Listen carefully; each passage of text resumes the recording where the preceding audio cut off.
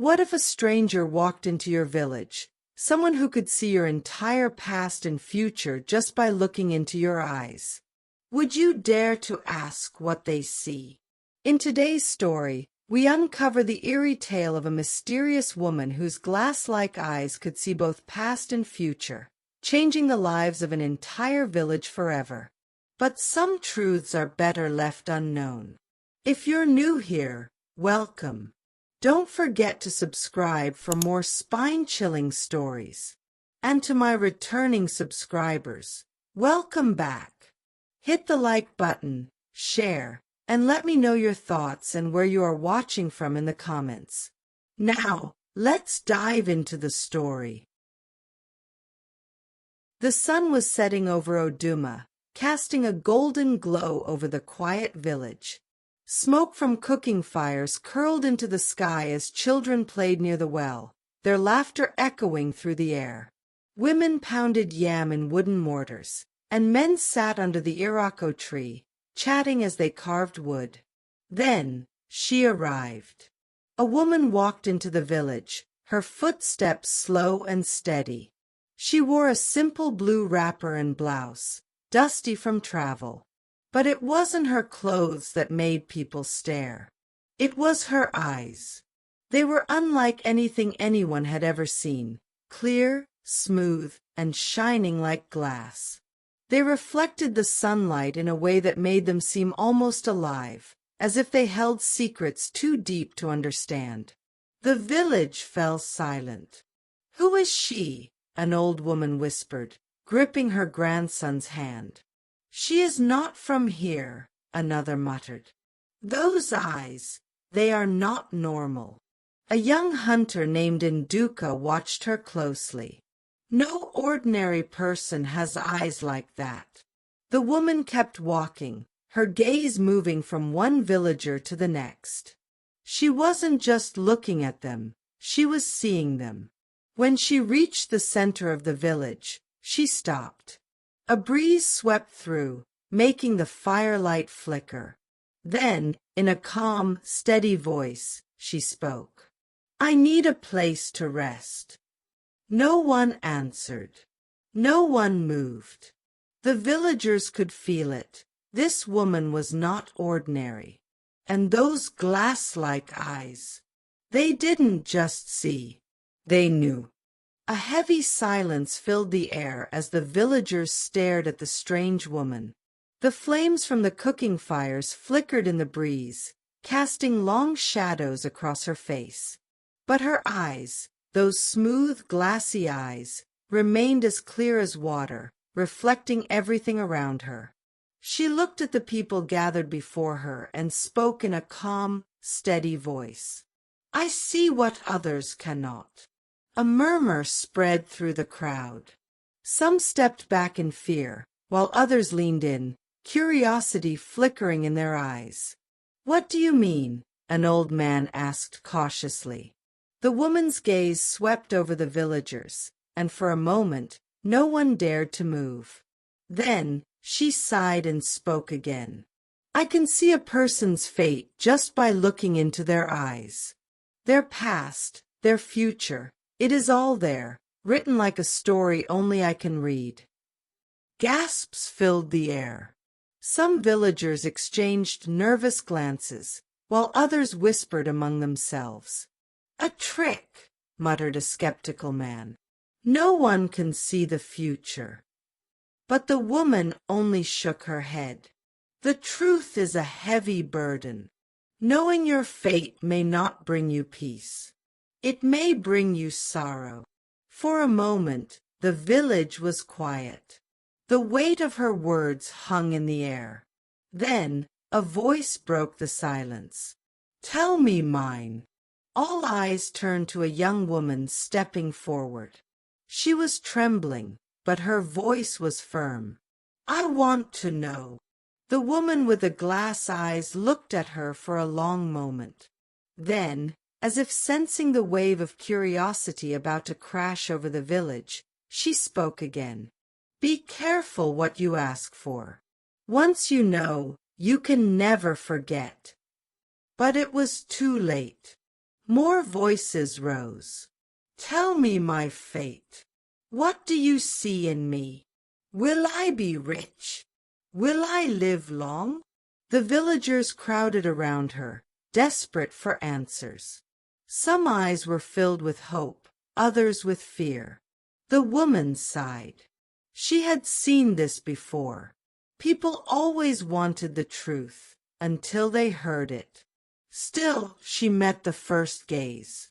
And the first vision came. The crowd pressed in closer, their voices eager, desperate. But before anyone else could speak, a deep, booming laugh cut through the noise. Let me go first. The villagers turned as Odogwu, the wealthiest merchant in Oduma, stepped forward. He was a large man with a round belly, dressed in fine robes that shimmered in the firelight. Gold rings glinted on his fingers, and his sandals were made of the finest leather. Tell me my future, woman, he said, grinning. But make it quick. I have no time for foolish riddles. The woman with the glass eyes tilted her head slightly. Are you sure? She asked. Once you know your fate, you can never unlearn it. Odogwu chuckled. I am not a fool. I know my future is bright. My wealth will only grow, and I will live like a king. The villagers murmured, watching closely. Some admired his confidence, others shook their heads, knowing his greed had no limits. The woman sighed. Then she met his eyes.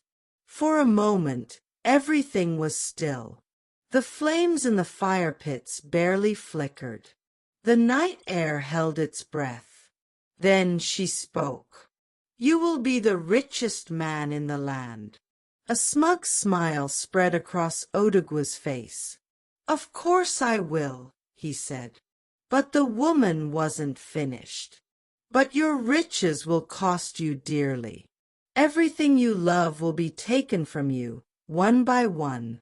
And in the end, when you have all the gold you ever wanted, you will have no one left to share it with. A hush fell over the crowd. The villagers exchanged nervous glances. Some took small steps back, as if fearing that Odogwu's fate might cling to them too. But Odogwu, he threw his head back and laughed. A warning meant to scare me? Ha! I do not fear loneliness. I have gold, and gold brings people to me. He turned to the villagers, grinning. You see, this woman only speaks in riddles. Riches are riches, no matter how they come. With that, he waved his hand dismissively and strode off, still laughing. But the woman with the glass eyes only watched him go, her expression unreadable. She had seen many men like him before, and she knew fate never forgets. Late that night, while the village slept, a messenger arrived at the woman's hut. The chief requests your presence, he whispered, eyes darting around nervously. Come quickly, and tell no one. The woman with the glass eyes followed him through the quiet village, past sleeping goats and houses with dim lanterns glowing in the night. The air was cool, but there was a heaviness to it, the weight of fear. Inside the chief's hut, Chief Nkemdalim, the ruler of Oduma, sat on a carved wooden throne. He was a powerful man, dressed in deep red robes with golden beads around his neck. But tonight, his face was lined with worry. When the woman entered, he dismissed his guards, leaving them alone. You see everything, he said in a low voice. So tell me, will I remain in power? The woman studied him. His fingers drummed against the armrest of his throne. His jaw was tight. A man like him, a leader, he did not fear battle or hunger. But he feared losing his throne. She stepped closer and met his gaze. And she saw it. The vision struck like lightning. Shadows moved around the chief, whispers in the dark, hands exchanging secret promises. A knife hidden beneath a robe, and the face of the betrayer. Someone close. The woman hesitated. Some truths were dangerous. Some truths could change everything. The chief's eyes narrowed. You are silent. Why? She lowered her voice. You will not like what I have seen. Chief Nkemdalim straightened, his grip tightening on the armrest. Tell me. A long silence stretched between them. Then finally she spoke. The person you trust most will be your downfall. The chief's breath caught. His mind raced. The people closest to him, his guards, his advisors, his own family. His face darkened. Who is it? But the woman only shook her head. I do not name fates. I only reveal them. The chief rose to his feet, his robes sweeping against the floor. His chest rose and fell with deep, uneasy breaths. Somewhere in this very palace, his enemy was waiting. And now, a seed of doubt had been planted. The woman with the glass eyes turned to leave. As she stepped into the cool night air, she knew this truth had already set something in motion. Something unstoppable.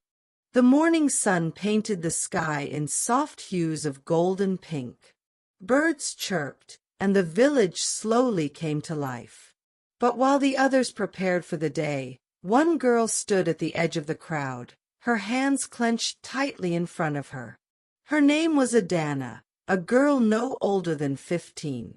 She wore a faded wrapper, her feet bare and dusty from walking long distances. Her eyes, though filled with hope, carried the weight of struggle. She had waited all night for this moment. Slowly, she stepped forward. Mother says you see people's futures, she said softly. Can you see mine? The woman with the glass eyes turned to her. A small smile played on her lips. Are you sure you want to know? Adana nodded. I just want to know if life will get better. If I will ever be happy. The woman gazed into her eyes. And in an instant, she saw it. A life filled with love, but at a cost. A grand celebration. Laughter. A man who would hold her hand with devotion. Children with bright eyes running around her feet. But also a choice. A moment of deep sacrifice. The woman's smile did not fade, but her voice was gentle when she spoke. You will be loved, Adana. The girl's heart skipped. Loved. She had never known love outside of her mother's tired embrace. But then the woman added, But you must make a great sacrifice. The crowd around them murmured. What sacrifice? What could this poor girl possibly give? Adana's smile faltered. What do I have to give up? But the woman with the glass eyes only placed a hand on her shoulder. That you will discover in time. Adana felt a strange chill run down her spine. She had come looking for comfort, for hope. And she had found it. But along with it came a mystery, a question that would follow her for the rest of her days. What would she have to lose to gain the love she had always dreamed of? As she stepped back into the crowd, she could not shake the feeling that her fate had already begun unfolding. And one day she would have to choose. The merchant's greed becomes his curse. The village was buzzing with news, and Duca, the wealthy merchant, had become richer than ever. His warehouses overflowed with fine cloth, gold, and spices. His business stretched beyond the village, reaching kings and noblemen. He strutted through the marketplace, his rings gleaming in the sunlight, his robes finer than those of the chief himself. The woman was right. he boasted. "I have become the richest man in the land." But what he did not know was that his wealth had come at a price he could not escape. One evening, a weary traveler arrived at his shop, cloaked in dust from the long road. "I have heard of your wealth," the traveler said. "I only ask for one small bag of rice. My family is starving." Nduka scoffed. "Nothing is free in this world." The traveler reached into his pocket and pulled out a single silver coin. "This is all I have," he said. Nduka sneered. "Not enough. Find food elsewhere." The traveler lifted his gaze, and in his eyes a storm raged. In that moment, the air grew heavy. The lanterns flickered. The traveler's voice became deep, ancient, powerful. "You have taken much, but given nothing. Now, what you have gained shall be turned to dust." Before Nduka could respond, the traveler vanished into thin air.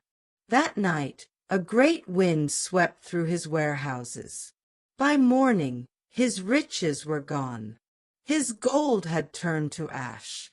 His fine cloth had rotted away. His workers had fled. Nduka, once the wealthiest man in the land, stood in rags before the village, his fortune gone, his pride shattered.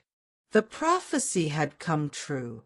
The chief's paranoia destroys him. Meanwhile, in the palace, Chief Nkemdelim could not sleep. The woman's words haunted him. "The person you trust most will be your downfall." He began watching his advisers, listening for whispers, searching for hidden glances. And then he decided. It was his right-hand man, his closest friend, the one who had stood beside him for years. That had to be the betrayer. Without proof, without hesitation, he ordered his execution. The adviser pleaded, "My king, I have only ever served you. Please." But Chief Nkemdelim would not listen. He had made up his mind. The blade fell. The adviser was gone. And for a moment, the chief felt relief. But days later, the true betrayal came. His own son, enraged by the unjust killing, gathered allies in secret. The people whispered, if the chief could turn against his most loyal servant, who was safe? One night, the palace doors burst open. The chief was overthrown, his crown stripped, his power lost. And as he sat alone in the dark, he whispered, "The prophecy, it was my own doing." The betrayal had not come from his friend. It had come from his own fear. Adana's heartbreaking choice. Elsewhere in the village, Adana was happy. She had met a kind stranger, Chaik, a traveler with warm eyes and a gentle heart. He loved her, and she loved him. For the first time, she felt safe, cherished. She thought of the woman's words. "You will be loved, but you must make a great sacrifice." What sacrifice? She had no idea. Until one evening, when Chaik sat beside her beneath the moonlit sky. "Adana," he said softly, "come with me. Leave this village. Start a new life with me." Her breath caught. She had always dreamed of escaping poverty, of starting fresh somewhere new. But then she looked at her mother, frail and aging, sitting alone in their small hut. If she left, her mother would have no one. That was the sacrifice. Tears welled in her eyes. Love was here, waiting for her. But at what cost? She had to choose. Stay and care for the woman who had raised her, or leave and begin a new life filled with love? As she sat in the quiet night, the weight of fate settled upon her shoulders. and soon she would have to decide. The prophecies had begun to unfold, one by one, and no one could escape their fate. As the village trembled under the weight of the fulfilled prophecies, whispers turned to fear. The once curious villagers now looked at the woman with suspicion.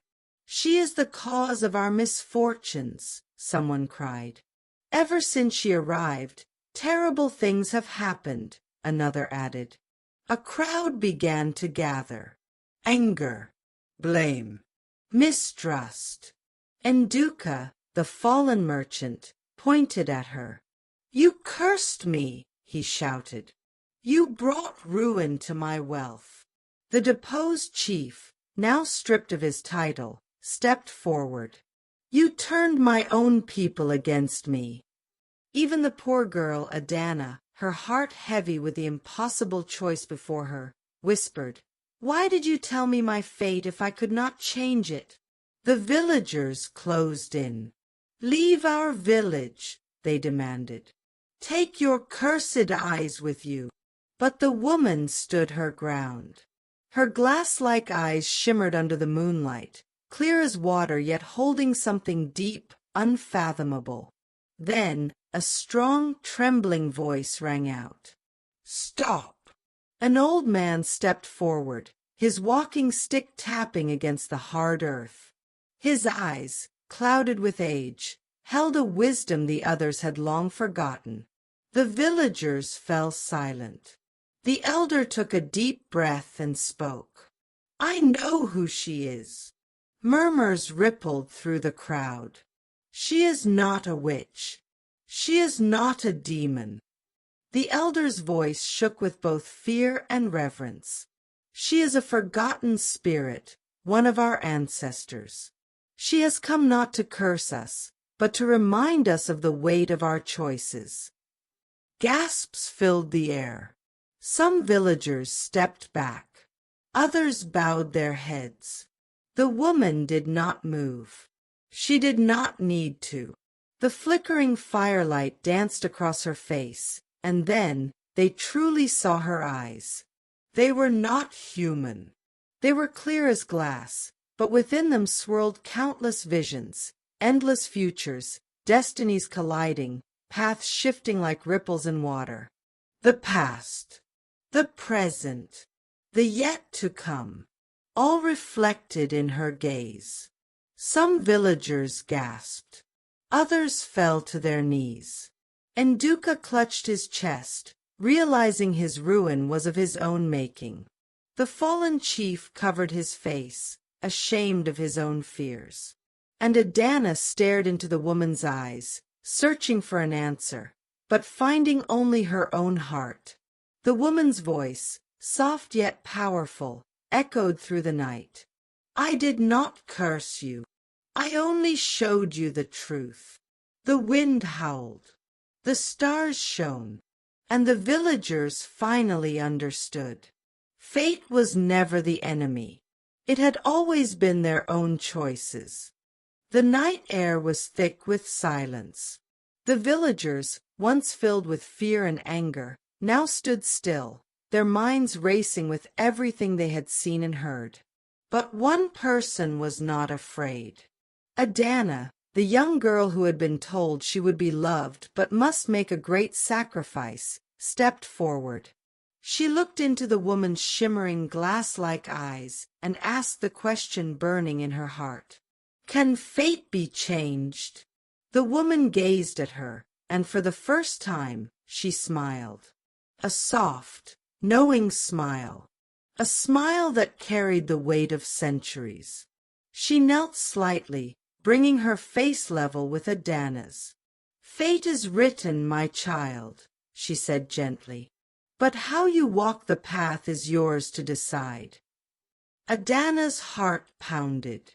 She had a choice. Tears welled in her eyes, but this time they were not of fear. She understood. The villagers watched in awe as the woman took a slow step back. Then another. A thin mist began to rise around her feet. The wind whispered through the trees, carrying with it an eerie stillness. A blink, and she was gone. No footsteps, no trace, only the faint shimmer of the moonlight reflecting off where she once stood. The villagers stared in shock. Some whispered prayers. Others clutched their chests. The merchant, now penniless, fell to his knees. "I was blinded by greed," he muttered. "She only showed me what was already inside me." The former chief lowered his head. "It was never betrayal that destroyed me," he admitted. "It was my own fear. And Adana." She wiped her tears and stood tall. She knew her sacrifice would come, but it would not break her. It would make her stronger. The village, forever changed, watched the horizon, wondering if the woman with the glass eyes would ever return. But deep down they knew. She never needed to, because her gift, her warning, her lesson had already been passed on. And that was enough. The village was never the same after that night. People no longer whispered in fear, but spoke in understanding. They had seen their fates, but now they understood. Knowing one's future does not mean controlling it. The greedy merchant, once desperate for wealth, now worked humbly, learning that riches meant nothing without wisdom. The former chief, stripped of his power, finally understood that true leadership was never about control, but trust.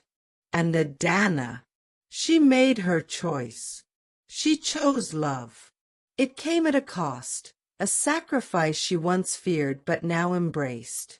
Because she had learned that some things in life, the most precious things, are worth giving up something for. As the sun dipped below the horizon, painting the sky in hues of orange and gold, a gentle wind blew through the village. It carried a whisper, a voice, soft yet eternal. Not all truths should be known. The villagers paused, looking around. For a brief moment, they felt her presence. The woman with the glass eyes was gone, but her lesson would remain forever. The end. Thank you for watching. Don't forget to like, comment, and subscribe for more stories. Turn on your notification bell so you never miss an upload. Thank you for watching. See you in the next video.